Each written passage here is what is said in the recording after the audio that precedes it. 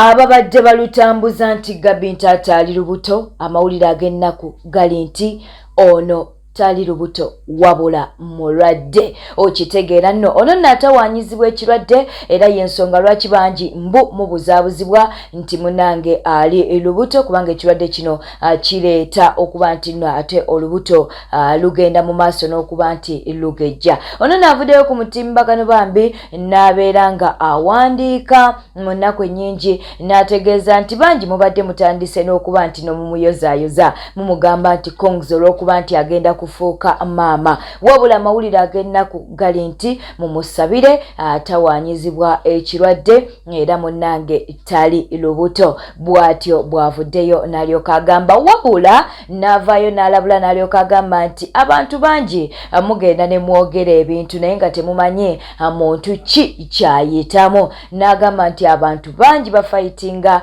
battles eziri silent naye ate munnange bangi ku mutimbagano mmwe ne mulowooza birala. Kale bw'atyo Gabi Ntaata bw'avuddeyo nga bw'oli mu kulaba screenshot eyo gye tukuteeredde ate ku mutimbagano, beera nga naawe osomaasomamu. Twagala okuba nti no munnange tumusaasirako ate era tumusabira abeere nti nno awonera ddala, naye ng'avuddeyo munnange n'ategeeza nti tali lubuto. Mu mawulire amalala Grace Khan ye ono ye tetumanyi kyakumukolera kubanga ye tannatereera oluvannyuma lwa Prince Omah okuba nti no munnange yamusuulawo. Ono ne ye taata w'omwana we naye akyagaanye okutereera ne gye buli kati. Okitegeera nno mukwano, buli kaseera aba aloota Prince Omah. Kakati no munnange buli wamu azunzeewo, yagendako ewa Pastor Rosias Bugingo ne Susan Makula, ate ne tumulabakoko ku channel waliwo ne we yayita bannamawulire. Kakati ate yasuze wa Modo Music.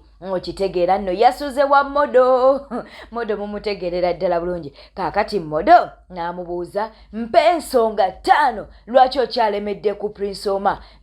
Mpe ensonga 5 lwaki okyalemedde ku Prince Omah. Grace Khan munnange ng'ensonga zimuli ku ngalo. N'atandika okuba nti naate azinnyonnyola, wabula Grace Khan yenna yamuloga amutunuulira butunuulizi n'amusekerera kubanga Grace yeekoze ebintu.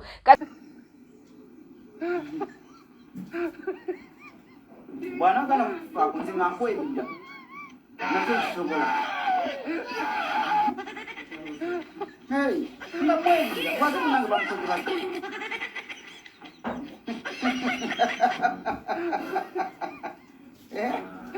Muyinza okutula banne wano nga tugenda kukola nika bitandika bityo nkolankola nendyoka nkola nika nenkwerabiza Omah.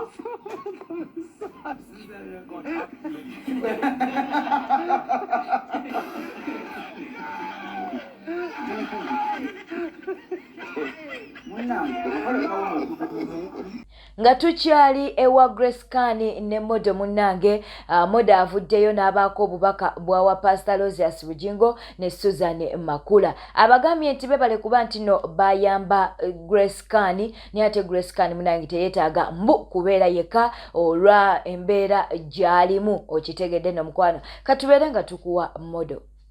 Amanyi mami tekigenda mayisa bulungi kubanga byantagala tebinkola. Good. Ne daddy. Ekyo kankikwogerere. Kankyogere. Grace Khan kankyogere. Nenda lekankyogere Grace. Mama Susan mukama waffe yeebazibwe bali kubeera mukyala muzadde. Mukama waffe musumba Pastor Bugingo weebale kubeera muzadde, mwebale kutuzaala, mwebale kutwagala. Whitney wa Bugingo leka njogere, mwebale kutwagala, mwebale kutuzaala.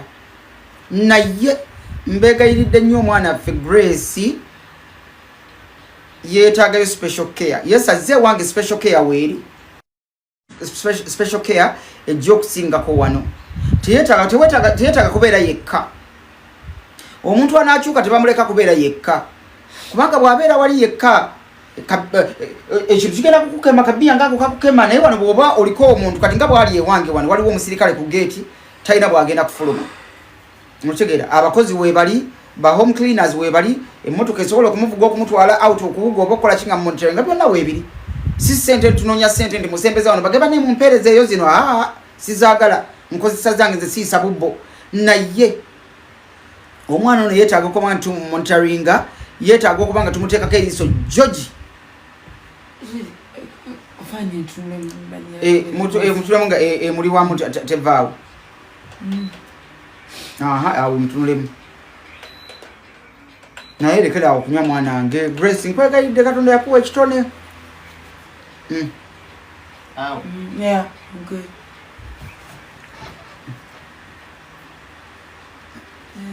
Sijja kukimuwa ekyogo era tugenda kunaaba kyogo n'ekyo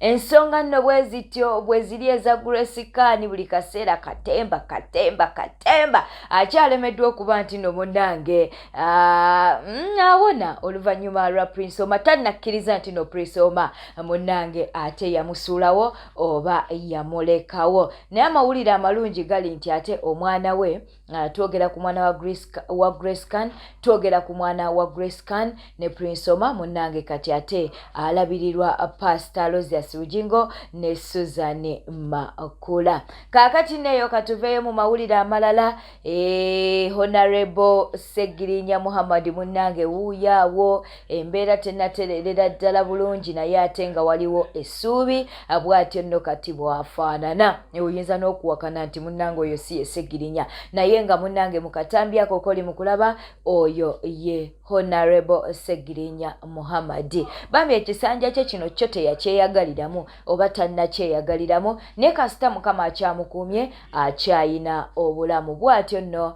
bwalabise ate olunaku olwaleero twongere essaala nga n'abasawo we bakola ate omulimu gwabwe.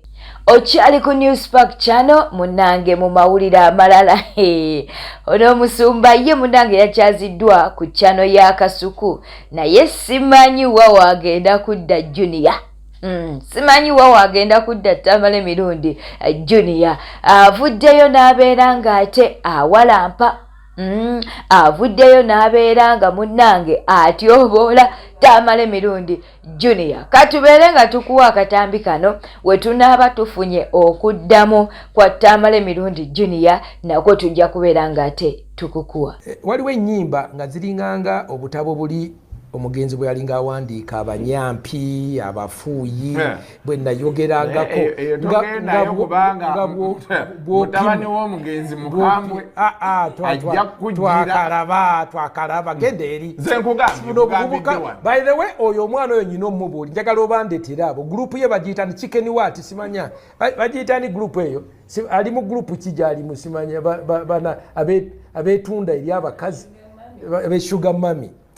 By the way, omwana oyo ya contributinga nnyo ku declining yaki ya taata we. Ekyo kyo nja kyogerako. Nkomyawa omwana oyo alina okulongoosaamu mutabani waffe olina okulongoosaamu va mu bigurupu byoli okuba obumwe bwoti nganga abasiyazi yekozaakoza obuntu tulina omuntu ono Geoffrey gundi ono mutabani wange ani atwala abavubuka ku bizinga n'abakubakubamu kuteesa kati ono mutabani wa gundi watamale mirundi omugenzi ayina ogende wa kuteesa amuyiseemu eggaali aveemu omusajja naye luli awo lulingawo luwalawala lwekozaakoza simanyaba nyina basuga mami nonsense duli simanya bayombagana ijjukira nagamba ebyokuyombagana taata n'omwana ebintu nibibeera nga byebikwata opinioni zaffe nonsense era nsaba mutabani wange gwe olina okujja tukuteekeko emikono kusooka tukugobemu omuzimu ogwo waliwo koodi y'ekikazikazi gy'olimu buli lwogera nonsense. ene Newspark Channel subscribing liking aterekawo bakabwawo mu comment section mu mawulire amalala olutalo lubaluseewo wakati wa Wumalu Kiseka ne Lilipazo avuddeyo n'atabukira Wumalu Kiseka. Lilipazo talina bigambo birungi eri Wumalu Kiseka ono n'avuddeyo n'alyoka agamba nti no tajja kusirika nga munnange munnange omulimu gwe gwafunamu akawogo akasobola okubeera nti kalabirira abaana be ate kati oboolwa omuntu nga Wumalu Kiseka. Nze bwemba nakuvuma n'ebyaliri pazo bisooka ne bidda wali emabbali sooka nembiteeka wali ne ngagwendiringa naye muyayi ayagala kunzitira mu firimu kanfaafaagane naye. Onzitire mu firimu onzitire wembadde nzija akawoga abaana bange bali amakaya gwe ng'oli eyo oli mu kuvuga Uber ng'oli mu kukola delivery onzite abaana bange baboneebone gwe. Omanye ennyimba ze tukoze omanye ebintu bye tukoze oli eyo onzijonkera gwosobola gwe nze gwojjonkera ndi muyaayo omuzibu ndi muyaayo pure n'ekibaba nkuba olaba neefumbira n'emmere nze ndi wa street kitegeera ate jangu nkuwa emirimu kole wange jangu nkuwa emirimu nkolerenga muve ebyekisiru emirimu ngirina wano yine emmere yasigaddemu ojolye olye ku mmere eŋŋanda kati singa sibonaabona kwata bintu nja kuwa omusaala ogumala njogere n'abantu kubanga bakuteekako mumaka ku airport tosobola kuyitawo ate naffe abakuwolereza adde tukwagala waliwo omusango lwe tulabanga munene nga tetugenda guyingira nga bwe bakukaba ku airport bwe vi tusigala kusaba kimwakira atebeekera emirembe n'emirembe mpaka Allah lwali musaasira n'avaayo jonkera ng'obala make sure tebakuteekamu X kuba bajja kukwata nga naffe tetulina maanyi nga naffe tetusobola kiyingira nga kinene kati jangu nga tebannakuteekamu X kukwatira wali tukuyambe emirimu weegiri jangu onkolere wano ewange nja kuwa omusaala emmere yino we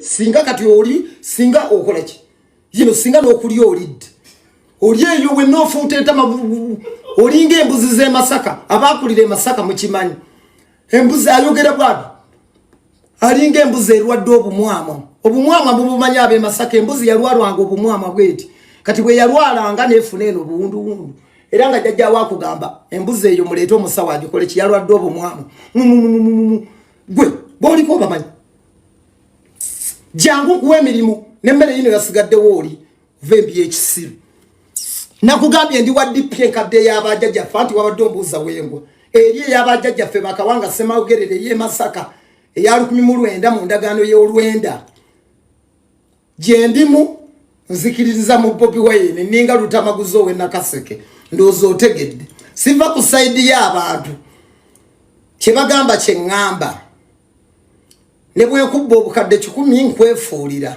ndi mubbi wa ssente ndi musimbi wa luseke ndowooza otegedde olinga embuzi erwadde obumwama oli yogera bulungi oli kasirusiru ate gwabitandise ogamba sizi fire never katulabe bwonkyalisa yadde omuntu tosobola tolisobola olinga embuzi erwadde obumwama jangu olye emmere yino yasigadde wamaleeta ngisule mu dustbin halidde emmere ali awo mirimu weegiri alinda bamuteekemu X olunaaba okutuuka ku airport bamuteekemu X bwe banaamala omuteekamu X jangu olya emmere guguno n'omugaati gwavunze kati singa olya biibino